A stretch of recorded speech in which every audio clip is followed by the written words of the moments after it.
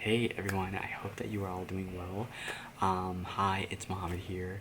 I'm just gonna talk about, I guess who I am, uh, what I'm doing on here. Some of you guys are probably like, who the heck are you? What are you doing on here? I don't wanna get advice from you. I don't wanna take anything from this video.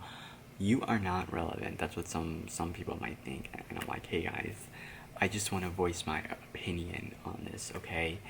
And I think it's really important, but is full frame really that much worth it over crop sensor? I don't think it is for a lot of people, and I'm gonna give you the main reason why. Number one, crop sensor is still extremely capable. Crop sensor has never been bad. In fact, it's the largest sensor next to full frame in most cameras, and like 99% of the cameras, like pretty much every camera made today. And APS-C is a pretty big sensor size. Like, it's not small by any means. And APS-C is very capable, like I said. I think that people care too much about this whole full frame versus APS-C things.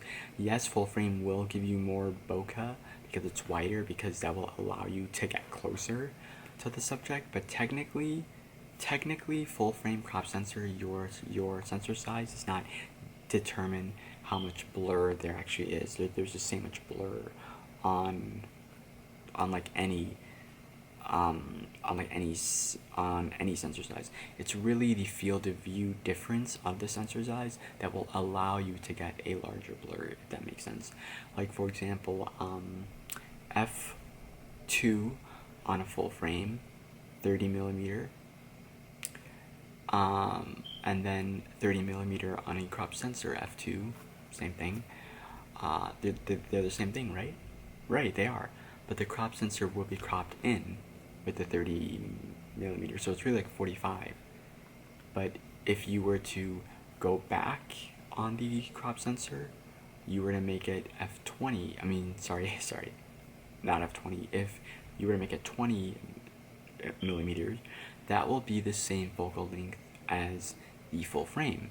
So now you've made them the same focal length, the same aperture, right? Well, the full frame will actually end up having more bokeh because it has a wider field of view, if that makes sense.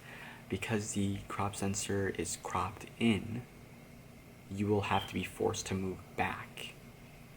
Does that make sense? Therefore, you are losing your bokeh that you would get from the full frame.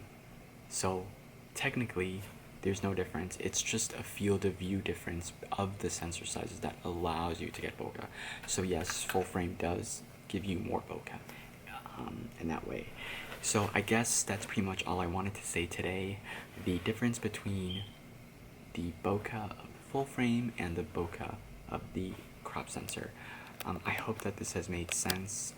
I did not know this until pretty recently. I've been taking pictures for years here and there. I'm not a professional photographer by any means, but I do like to just take pictures from time to time, so I hope you guys learned something new. Alright, bye guys.